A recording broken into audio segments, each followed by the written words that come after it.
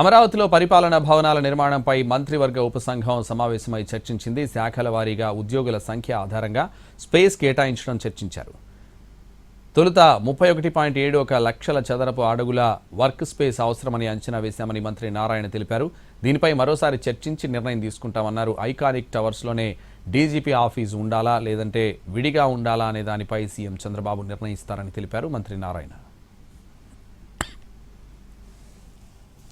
26,500 మందికి 2014-19లో 26,700 మంది ఉంటారని ఎస్టిమేట్ చేసి దానికి తగ్గట్టుగా యాక్చువల్గా ఆ రోజు ఈ 31.71 లక్షల కార్పెట్ ఏరియా వచ్చే విధంగా డిజైన్ చేశారు.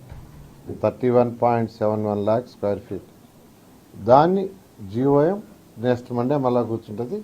ఈ లోపల ఇతర రాష్ట్రాల్లో ఉన్న కొత్తగా కట్టిన సచివాలయం ఏదైతే ఉండాయో నయా రాయ్పూర్ కానీ లేదా మన పక్క రాష్ట్రం హైదరాబాద్ కానీ అదేవిధంగా సెంట్రల్లో కట్టింది కానీ వాటిల్ని కూడా స్టడీ చేసి దాంట్లో కూడా ఎన్ని స్క్వేర్ ఫీట్ కట్టారు, ఎంతమందికి అకామిడేషన్ ఇచ్చారు, ఆ కంపారిటివ్ డేటా కూడా నెక్స్ట్ జీఓఎంకి సబ్మిట్ చేయమని జీఓఎం తెలియపరచడం జరిగింది.